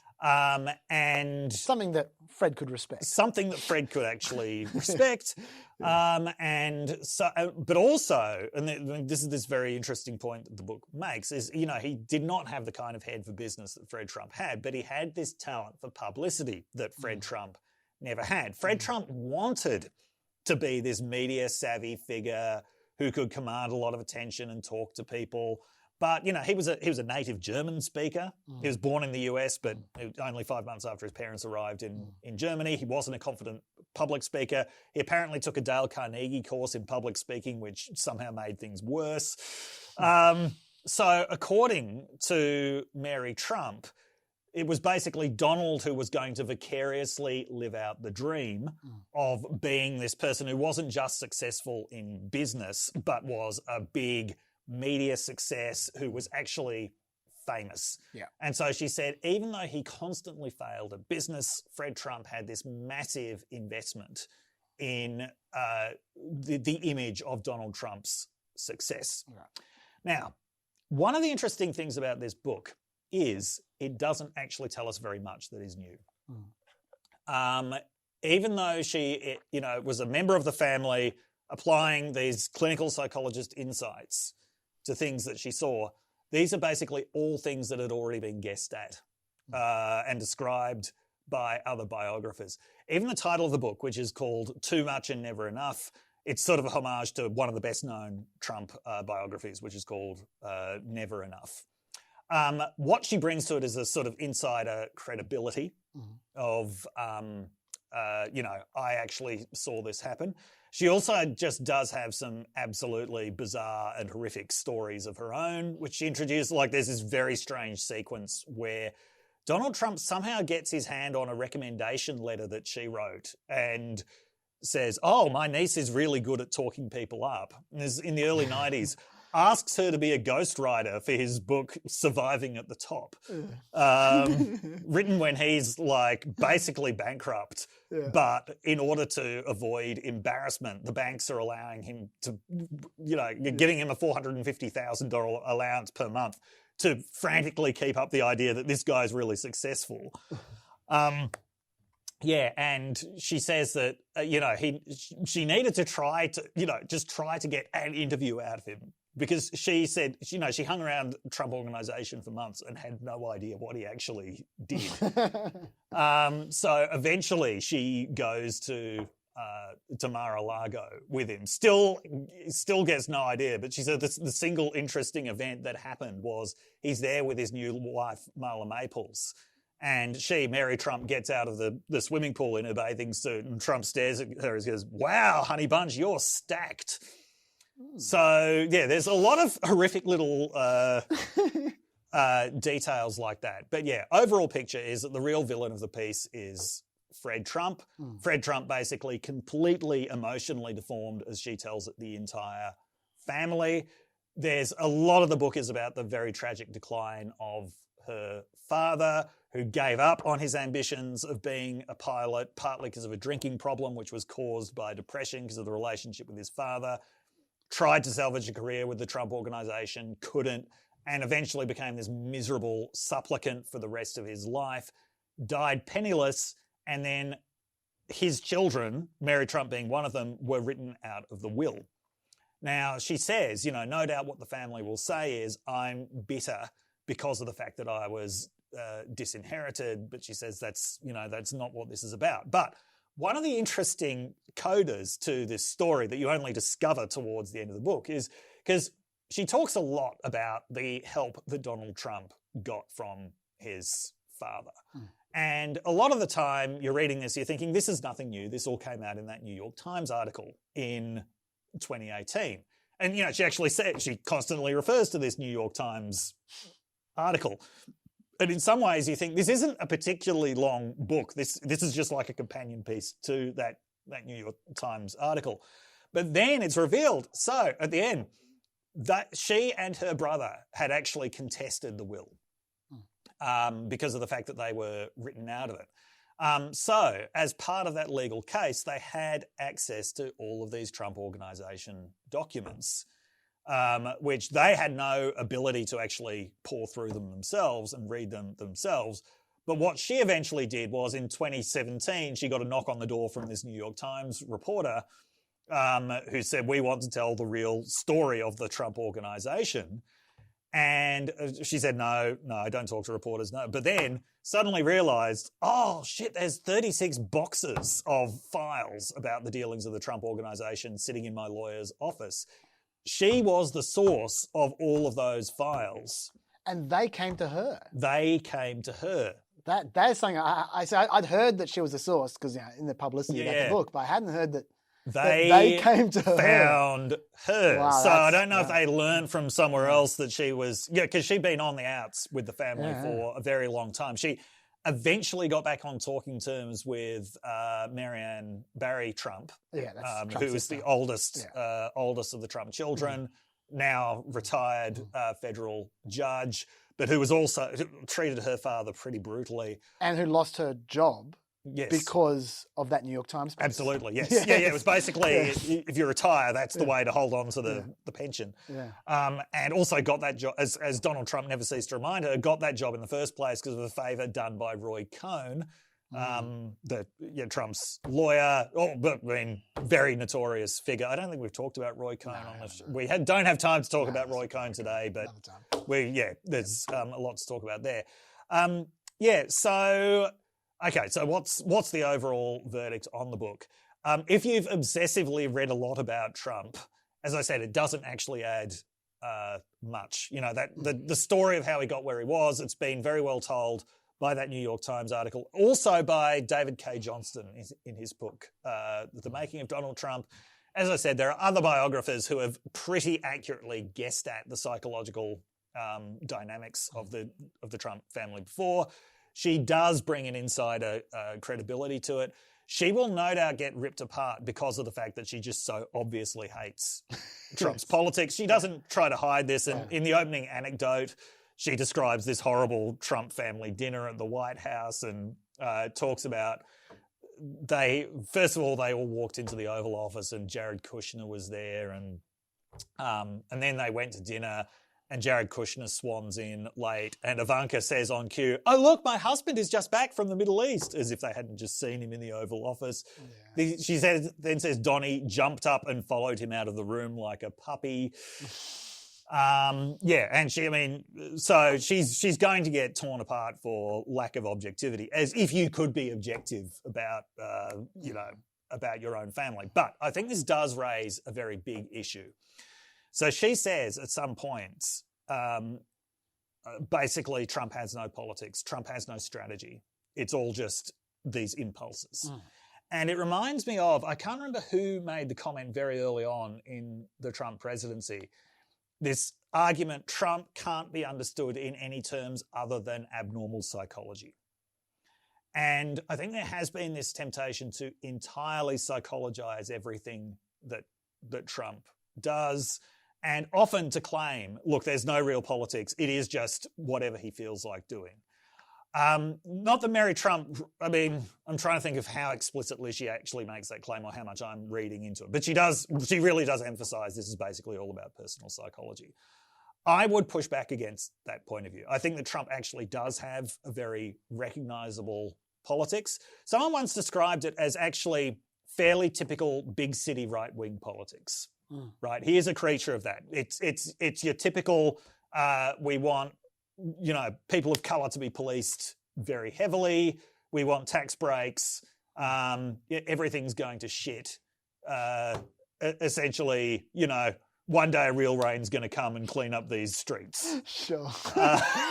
Type of mentality. I think that's very visible there. I think there is this kind of late 80s, early 90s backlash to the emerging liberal consensus, as well as the original 50s and early 60s backlash against the emerging liberal consensus of that time. I think there are actually very visible strands of politics that are recognisable within Trump. So I don't think that you can just say, look, it's just all abnormal psychology. And, it's sometimes suggested, look, it's just an accident that he became a Republican in the first place. No, I think there is a very recognisable politics there. Okay, so you disagree with her on that, but the big question, which everyone is wondering is, yes, does it make the book list? Oh, yeah. It's on the book list? Yes, It's on the book list. It's on the book list. Okay, we'll put it there. Yes. I want to, I'm just conscious of the fact that there is only a certain amount of time, and we definitely need to cover the Supreme Court because it's becoming ridiculous that there's been so many different things we haven't covered. So let's go with the Supreme Court. I'm going to go to the Supreme Court now. If we have any time at the end, we'll come back to COVID, but we can still talk about COVID next week. It's not going away. So certainly isn't. So what I'm going to do now is I'm going to roll through it. I call this section Law and Order. Who would have guessed that was coming? Wow. I am going to roll through all the cases of the last 2-3 weeks. Yes, including today's case? No, God, I'm always out of date. We'll come back to today's case when I've read about it. Okay. I'm going to roll through all the ones up to today's case. Okay. And I'm just going to just try and get takeaways. Okay. The most important things. You can jump in anytime you want. Okay, but I'm going to roll through. You jump in. Anything you want to say about any of these. Okay, let's get rolling. Roll Tide. Chaz. Thank you. Yes. June Medical versus Russo. That was the abortion case way back when. Essentially, it was saying that those dodgy laws that red states come up with to try to, for health reasons or safety reasons that really aren't about health or safety. They're about trying to diminish the number of abortion clinics out there that can qualify. They came up with one rule, which was exactly the same as one that the Supreme Court had already knocked down 2 years ago. And the Supreme Court said, yeah, we're still knocking it down. That's not the interesting bit. The interesting bit in this case was that they pondered what is the nuclear option for abortion law, which is standing. And that is that when you have a lawsuit, you need to be relevant to the lawsuit. You yourself need to personally have some kind of damage, some kind of skin in the game. That's called standing. Now, usually with abortion lawsuits, it's the abortion clinic or Planned Parenthood or some people who are in the abortion industry who conduct the lawsuit.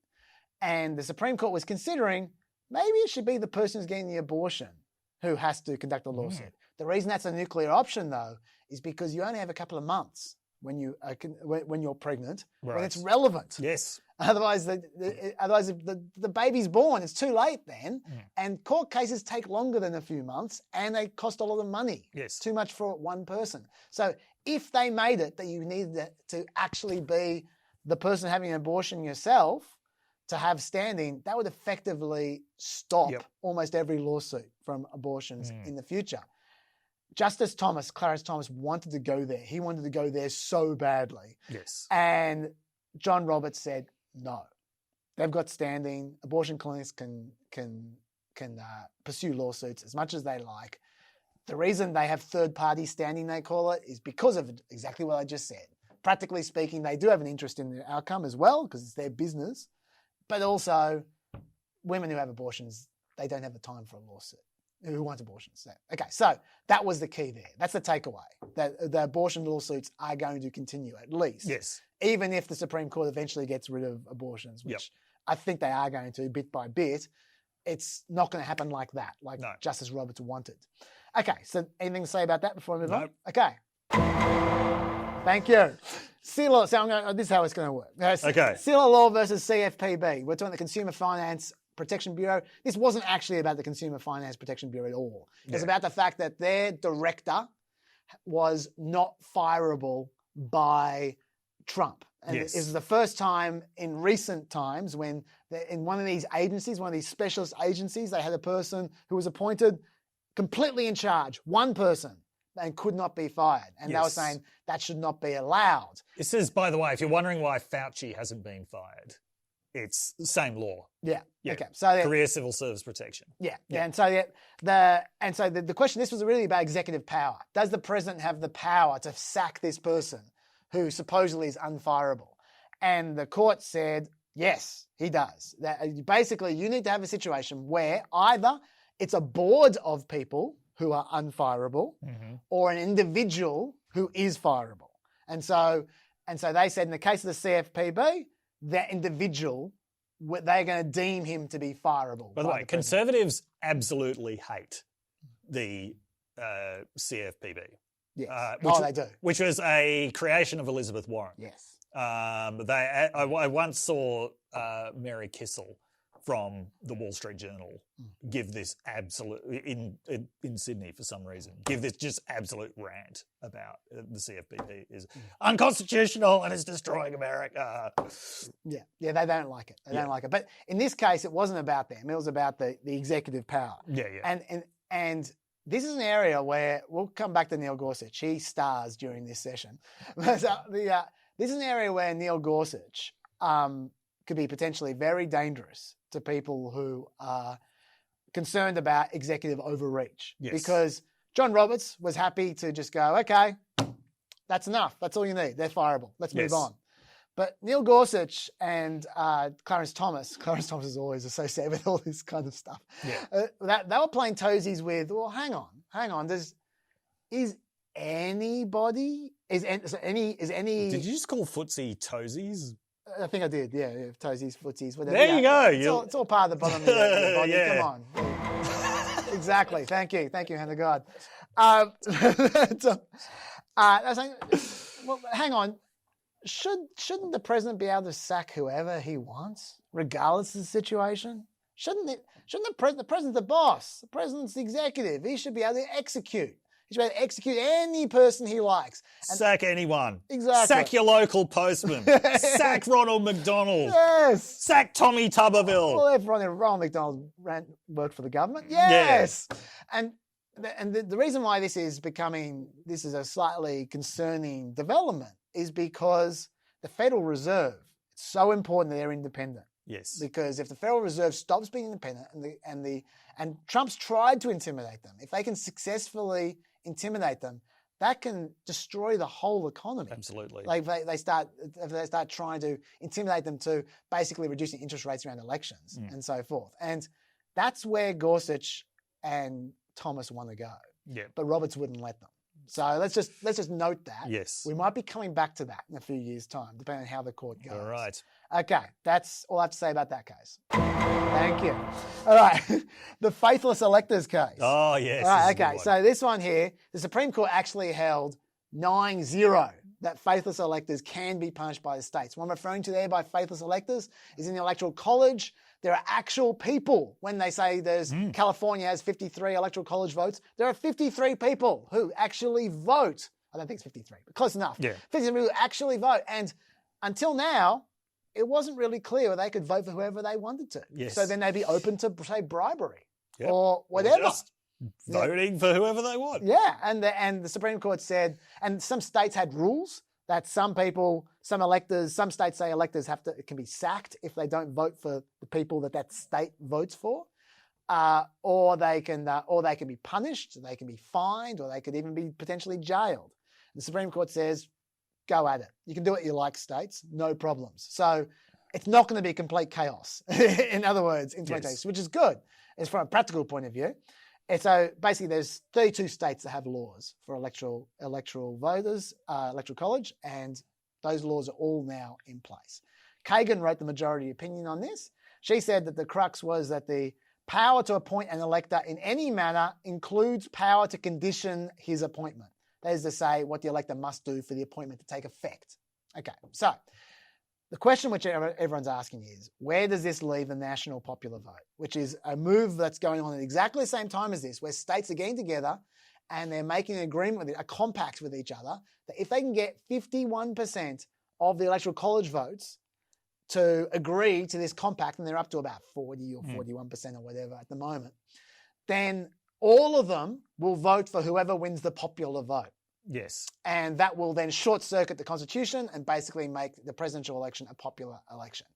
How does this relate to that? Well, according to Kagan, she's saying all the laws that they have in place, these states, can apply. So those laws include the National Popular Vote Compact. Yep. So theoretically, they have just green-lit the National Popular Vote Compact. But her logic was this. The reason why she said states can do whatever they like is because they have done whatever they liked for years, for hundreds of years. And she said, long settled and established practice may have great weight in a proper interpretation of constitutional provisions. She quoted James Madison that a regular course of practice can liquidate and settle the meaning of disputed or indeterminate terms and phrases. In other words, it's because they've always done this for ages, they can keep on doing it. The national popular vote hasn't been done for ages. So maybe if that goes to the court in 4 years or 8 years, they might say, going on long-standing regular practice, there's no precedent here. Yep. So maybe not. It's indeterminate. Do you have anything to say about that case before we No. go on? Thank you. Espinosa and Montana Department of Revenue. Okay, so what we got here is a religious case, essentially. We've got a state tax credit for scholarships for schools. And in Montana, they had a rule that you weren't supposed to use state money for religious purposes, for religious schools. That's called a Blaine Amendment. There used to be lots of these amendments 100 years ago. You can read about them in my book, Religious Persecution and Political Order in the United States. You may have something to say about this case. Yes. We'll see. It's framed in religiously neutral language, but they were actually anti-Catholic amendments. There we go. And one of those amendments still exists in Montana. And because of that, the state had their scholarship fund, and they said it couldn't go to any religious schools. Then they went to court, and the court said, well, that's discriminatory against religion. That breaches the First Amendment. So they just said, doesn't apply anymore. The state just scratched the whole scholarship system. But they kept on pursuing the case anyway to the Supreme Court because they wanted to say, could the state have implemented that in the first place rather than just, I know the state got rid of it, but theoretically, did the state have the right to implement that in the first place? And now this is where that was a bit weird. The program didn't actually exist by the time it got to the Supreme Court. And Ruth Bader Ginsburg said, for that reason, why were you even listening to these guys? Go away. This is not relevant to us. I don't need this. I'm a very sick old lady. Exactly. That's a great impression. Sorry, that was horrible. But it was very accurate. Nevertheless, sometimes the truth hurts, Dr. Dave. Sorry, I've just been... That's right. There was another story this week about Ruth Bader Ginsburg going in and out. I've got a lot of respect for her. Not as much as her fucking internet cult has for her, which is really overblown. But if she's going to be 127 years old and not retiring, then she's going to get criticised sometimes. Yeah. Anyway, the Supreme Court, it was Roberts that wrote this verdict, said that essentially that the provision of the state constitution that caused it to be struck down, that Blaine Amendment, is in violation of the First Amendment. So it doesn't matter that they struck it down. Going back, even before it was struck down, that amendment doesn't count. So the scholarship is back in place, and it also needs to be applied to religious schools. That's what he said. So the takeaway was essentially Supreme Court is saying a state cannot discriminate against religious schools for any reason. Right. If you have something for a non-religious school, it now applies for religious school. Okay. Which is not what it used to be. No. Yeah, that is new. That is actually significant. Yeah. So it's to quote Justice Roberts, a state need not subsidise private education, but once a state decides to do so, it cannot disqualify some private schools solely because they are religious. Yeah, that's a change in jurisprudence. Do you have anything to say about this case? Well, since basically the 1940s, when there was a case that found that a local government couldn't even subsidise the petrol for a Catholic parochial school bus, there's been this very strict separationist reading of the First Amendment.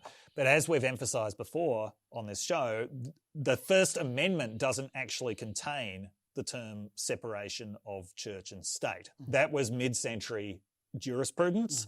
It's always been controversial. And conservatives have always, have long wanted to undo it. But the term separation of church and state, it did come from Thomas Jefferson. That was what Thomas Jefferson wanted.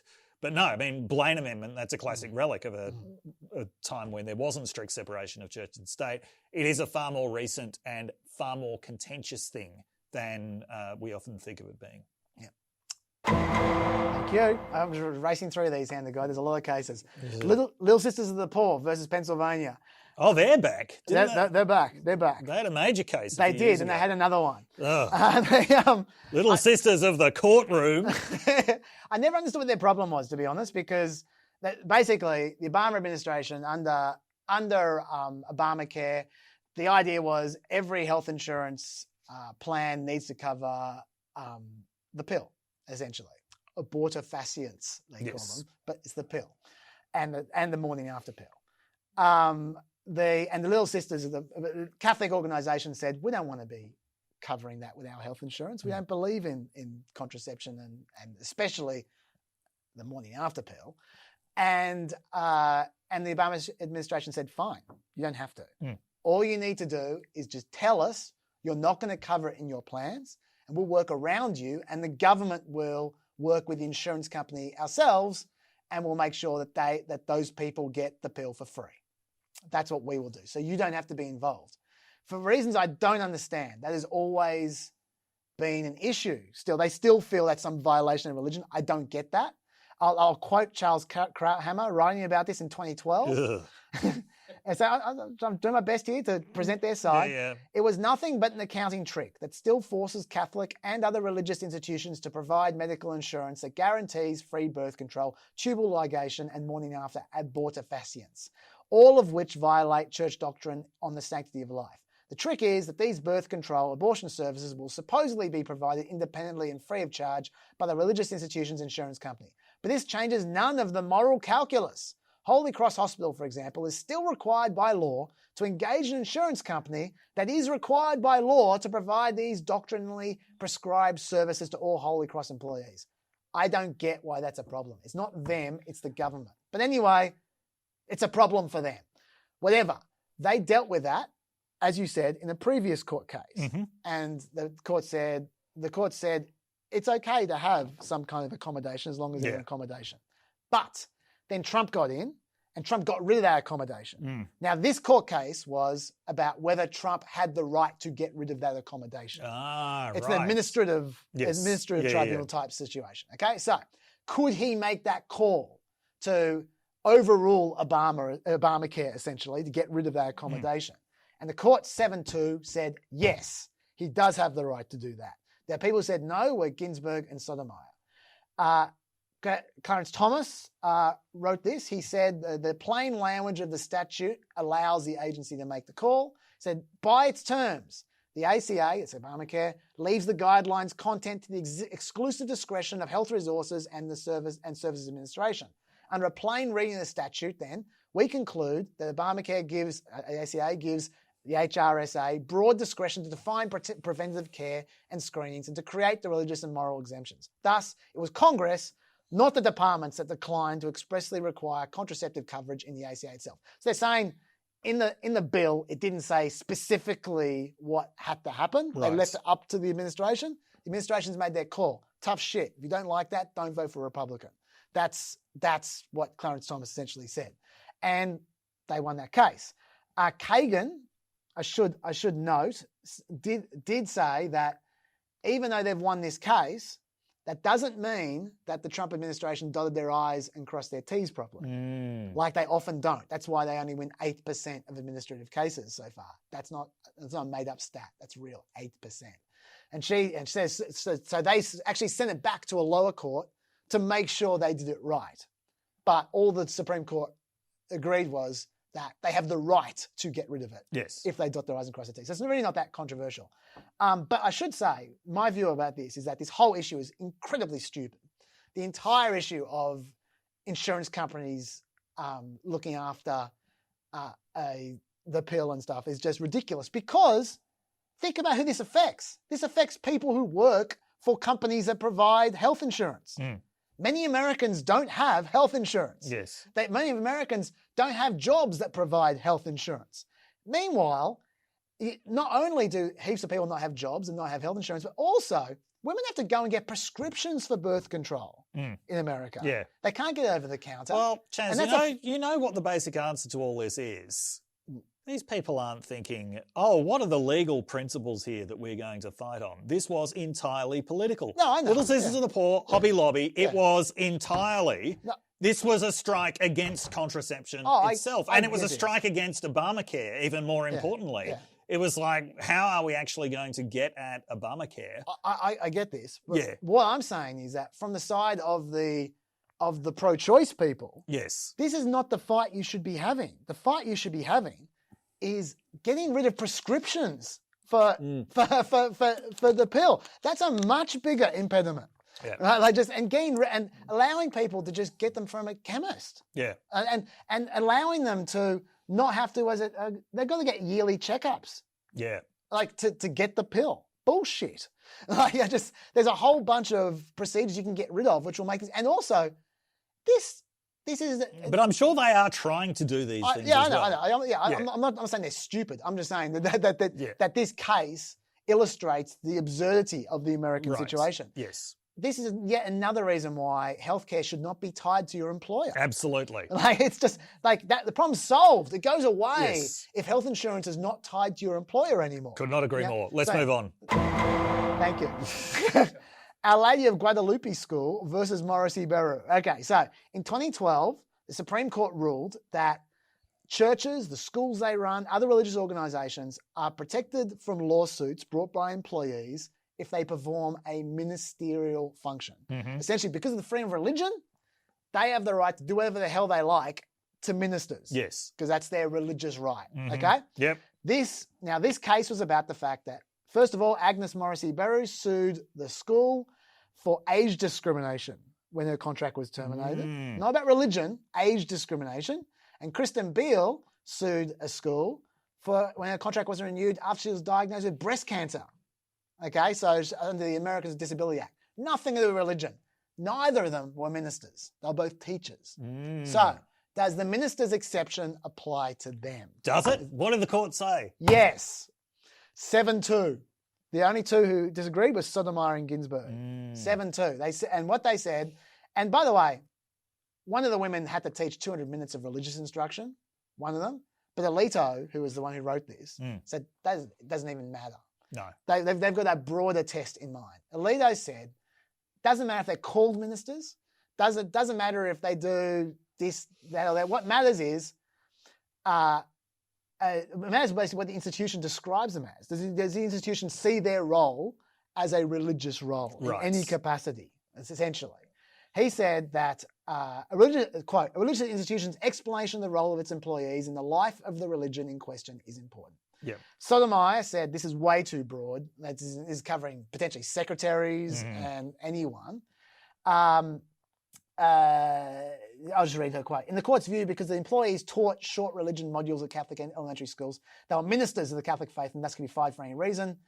The court reaches this result even though the teachers taught primarily secular subjects, lacked substantial religious titles and training, and they were not even required to be Catholic.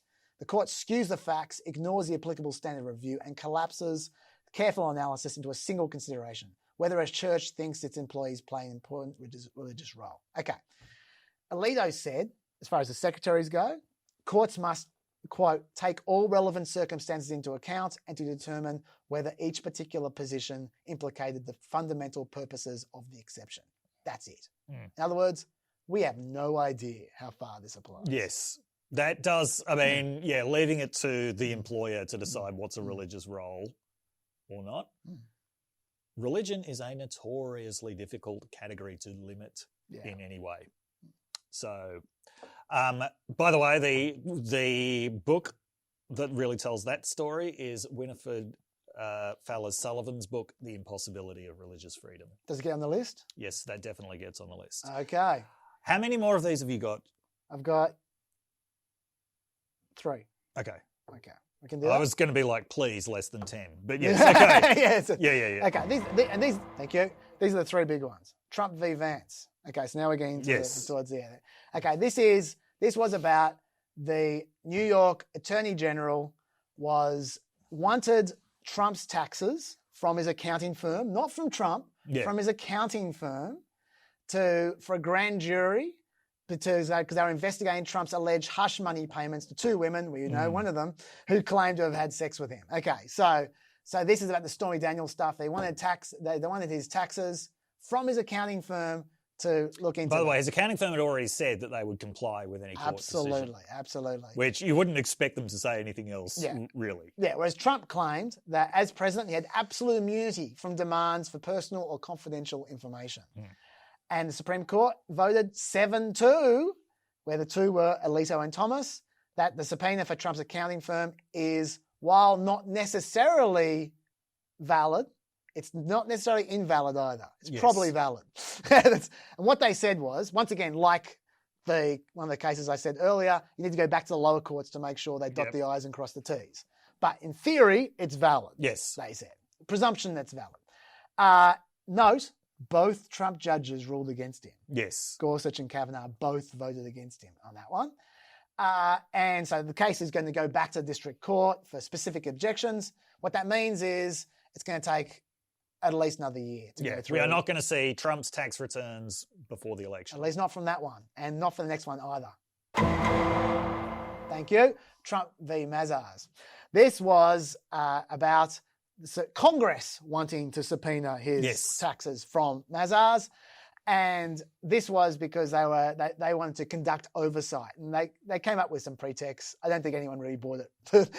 They wanted to investigate the way people avoid taxes, and so therefore they wanted Trump's taxes to have a look. It was unconvincing, but they tried their best to have some kind of legislative reason for his taxes. 7-2. Again, Alito and Thomas were the 2, and in this case, they had the opposite presumption. They said, theoretically, you may be able to get his taxes, you may have the right, but you don't have blanket authority like the grand jury did. Essentially, Roberts said there are limits to what the Congress can get, and he said that the lower courts didn't apply those limits, and so that's why he overturned the subpoena. But he said, let's go back to the lower court and let's tell them here are the limits, and then let them apply it again and see what they say. He created a 4-step test, basically out of nowhere. This is the steps in terms of evaluating subpoenas. 1, does the asserted legislative purpose warrant a significant step of involving the president and his papers? Could other sources reasonably provide Congress the information it needs in light of this particular legislative objective? 2, is it no broader than reasonably necessary to support Congress's legislative objective? 3, does it advance a valid legislative purpose? The more detailed and substantial, the better. 4, are the burdens imposed on the president by subpoena unduly onerous? To me, those 4 questions all seem reasonable, but he did completely make them up. It has to be said. It will definitely type the case past the election, possibly forever. That's that one. Interestingly, the Trump reaction to this, though, even though this really gave him everything he wanted, his taxes are not coming out through Congress, he went on this Twitter rant with like 20 tweets in a row.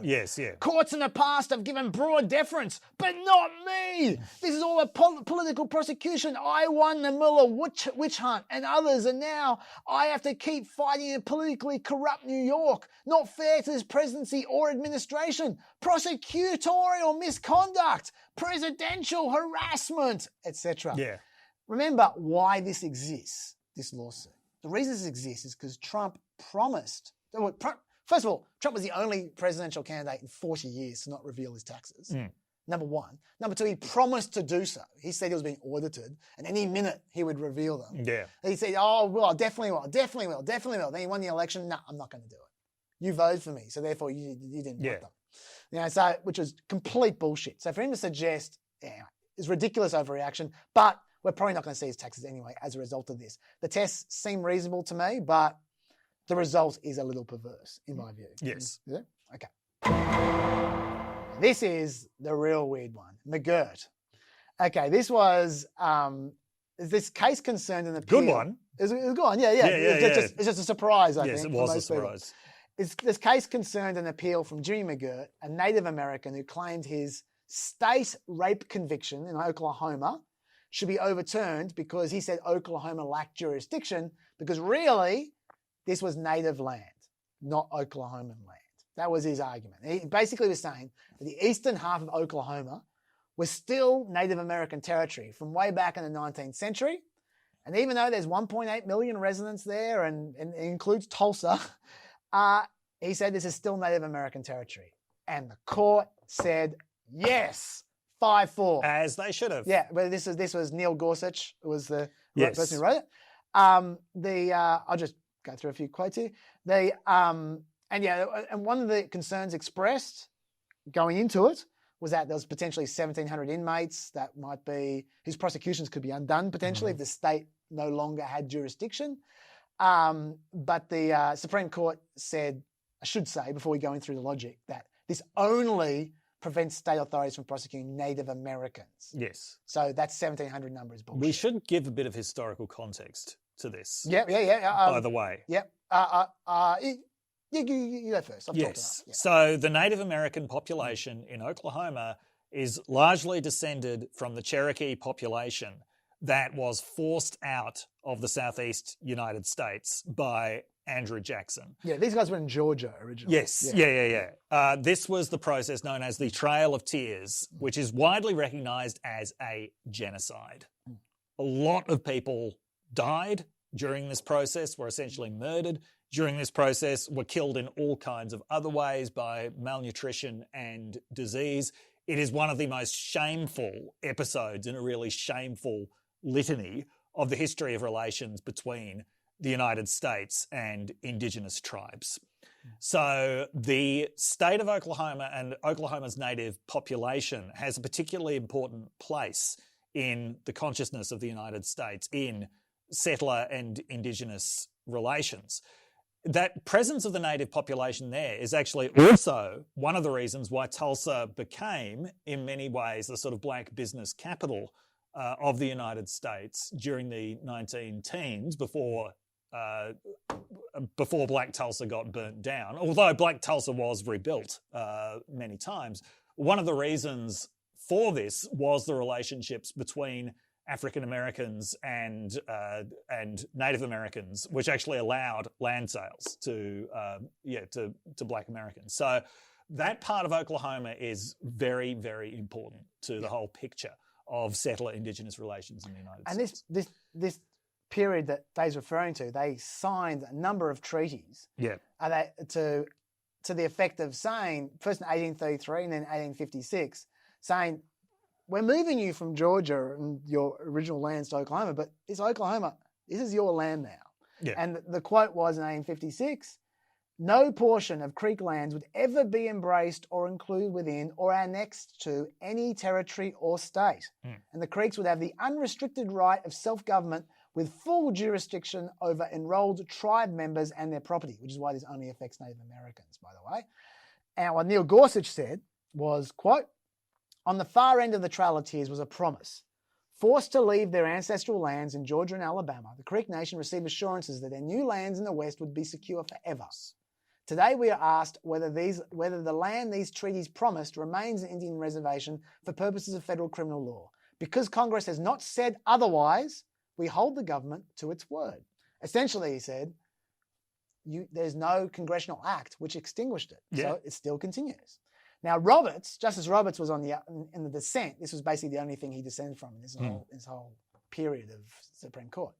He said that after the Civil War, when the Indians threw in with the Confederacy originally, and by the way, they had slaves as well, you might not realize that, they had to make new treaties and they had to give up their slaves. The treaties also stated the tribes had ignored their allegiance to the United States and unsettled the existing treaty relations, thereby rendering themselves liable to forfeit all benefits and advantages enjoyed by them, including their lands. Just as Roberts said, due to those said liabilities, the treaties departed from their prior promises and so they had to give up their land as a result. That's what he said. And then he said the tribes knew that was the case. From the actions, you could see that they knew that. They went along with it. And Congress then made them citizens of America and all the rest of it. So he's saying from the actions of Congress and from the actions of the Native Americans and the way everyone conducted themselves, it was clear that everyone knew that land had been annexed and had been extinguished. This is what Justice Roberts was saying. And so he said, so taking those transformative steps, Congress made no secret of their intentions. No. And so that's what he's saying. But Gorsuch said that since Congress never passed, quote, any statute evincing anything like the, quote, present and total surrender of all tribal interests in the affected lands, it doesn't matter what they did. It matters what they said. Yes, that's what absolutely. Gorsuch said. And he said Oklahoma made no such explicit statement. And so then he said, unlawful acts performed long enough and with sufficient vigour are never enough to amend the law. In other words, you can have done what you liked. Everyone could have made whatever assumption. The law is the law. Eat this. That's pure Neil Gorsuch. Like, that's what textualism is. Textualism is, I don't care about the practice. I don't care what your intentions were. I care what it says. What does the law say? Yeah. That's what he was saying. And so now people went crazy. Ted Cruz went nuts. Quote, Neil Gorsuch and the 4 liberal justices just gave away half of Oklahoma. Literally, Manhattan is next. But Gorsuch noted, he said, look, if Congress don't like it, Congress remains free to supplement its statutory directions about the lands in question at any time. He's saying, go at it. Congress can change the law anytime they want. But until you change the fucking law, that's the law. That is the law. Yeah, and so my takeaway in all this is that Gorsuch does not care about consequences at all. He cares about the law. Yes. And right now, that works well for the Liberals in this case. It ain't going to work well for the Liberals forever. So watch out for that. The possibility of this was quite well known in Native American communities. Apparently there was actually some excitement about Gorsuch in Native American communities because of this possibility. Yeah. Yeah, well, do you have anything else to say about this case? Nope. Other than I think great decision. Yeah. Actually, I'm a textualist myself, so all that swearing, I was swearing myself. Anyway, so the takeaway from all this stuff is basically Roberts is becoming more minimalist as time goes on. He narrowed down a lot of those cases. Gorsuch, watch out for him. He's capable of anything. Yes. And look, the Hack Squad, we thought the Hack Squad was all 9 of them at one point in time, but the Hack Squad really, when you look at these decisions, appears to be on the left, Sotomayor and Ginsburg, and on the right, Alito and Thomas. They're the ones who vote just the same way every single time. And the rest, including Kavanaugh and Gorsuch, can potentially do anything. Yes. Which is interesting. It is interesting. We're kind of out of time. Yes. We didn't get to COVID, but we'll do that next time. Yes, we will do not that. Going anywhere. Next time, Yeah, yes. That's right. Thank you very much. Do you have anything to say before we leave? Oh, you've got to get over this childlike love of George H.W. Bush. Really, I mean, when I was a kid, I know that your first Yes. childhood memories of Yes. American politics are watching him on. You know what? My first childhood memories of American politics, going to an anti-Gulf War I rally that my dad was speaking at Well, that's okay. against George I'm H.W. not telling you Bush. to give up anti-war. He was George H.W. Bush. He showed what you can get away with when you wrap it in this veneer of gentility. Oh, don't you miss that veneer? Oh. Look up Operation Condor. Okay. That's your homework. Yeah. Okay. He was head of the CIA when that was going on. I'm fully aware that George H.W. Bush's record is far from pristine. Yeah. The older I get, the more I learn. You're like, the only thing he did wrong was pardoning those Iran-Contra guys. His entire raison d'etre was pardoning. I'm not saying that's the only thing he did wrong, and that was really wrong. Yeah. That was the wrongest thing that any president has done for 40 years. But I'm never going to give him up. I'm sorry, Dave. it's Like, part of my favourite Simpsons episode is the one that lampoons the bushes. Fair enough. Yeah. Fair enough. That's okay. Peppers, thank you very much for hanging in there. Thank you. We got COVID and so much more next time. So much more. See you later. See ya.